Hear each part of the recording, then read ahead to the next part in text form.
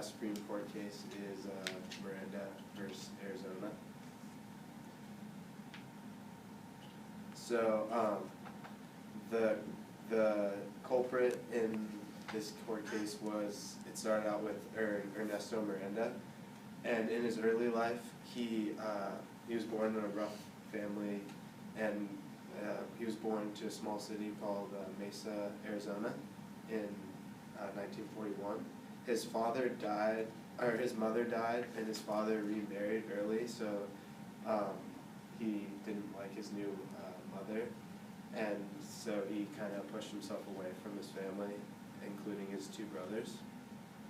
I feel like the timers are not working. Go ahead and tap it and go to the next one. Yeah.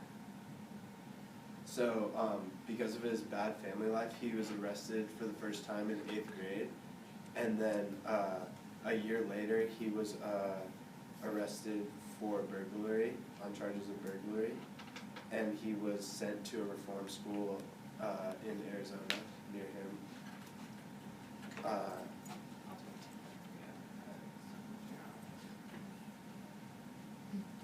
Can I stand like right here? Yeah, sorry. So after he went to the reform school in Arizona, he offended again and was arrested for another charge of burglary, and was sent to a reform school in California. And within months he was arrested for an armed robbery and minor sex offenses, but he wasn't convicted. And when he turned 18, he was returned back to Arizona after 2.5 years in custody. And he later served time in Ohio and California after that. So the 17-year-old that he was accused of raping and kidnapping was named Lois Ann Jameson, and she went missing on March 3rd, and she was later found 10 days later, and she was reported, she told her brother about everything, and her brother went to the police. After her brother went to the police, the police found the car because she gave a partial license plate, and they were able to find Miranda, and he was brought in for questioning.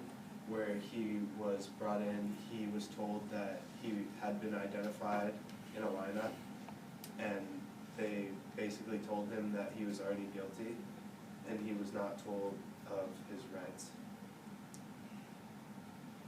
He confessed to he wrote down on a piece of paper everything that he had done to the girl and all the crimes that he had committed, and then at the top of the paper he was told by the police to write, "I do hereby swear that I make this statement voluntarily of my own free will with no threats, corrections, or promises of immunity," etc.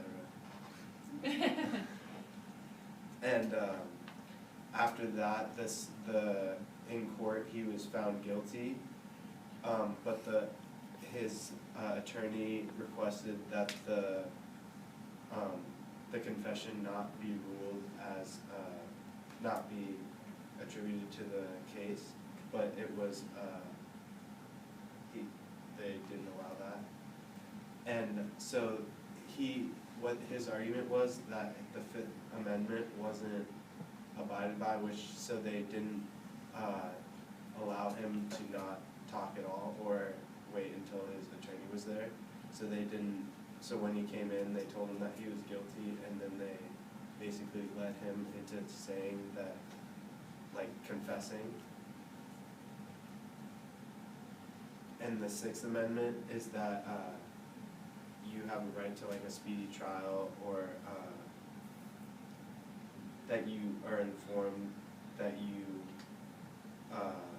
or that you have to be told about when you that you're being accused. Yeah, when you're being accused. So the issue is that he was arrested by the police and identified by the brother's description. And when he confessed to everything, that when he wasn't told that they brought him in and led him into saying, confessing, and they didn't inform him of his rights to be silent or to an attorney, so that he was unaware of what he was doing or saying, so that voluntary confession, meaning that he didn't know whether or not he was already guilty, so he assumed that he was guilty. So he later pleaded for a case to the Supreme Court case, and there's 2 days to the trial, and the second day was a completely oral trial, because there's so much to talk about. So Miranda's argument was that he was, that the confession was not obtained legally, that the police he objected to the evidence because his lawyer wasn't present when the confession was made. And the argument for Arizona was that he had been arrested like 4 or 5 other times, and he had already been convicted of several other crimes, so that he was aware of the legal circumstances of what he was doing.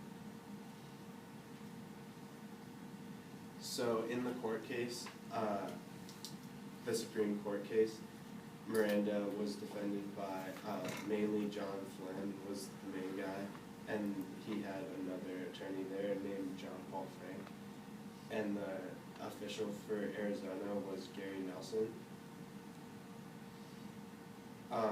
So a famous Supreme Court judge named Earl Warren was the judge in this case, and he brought up 2 important points.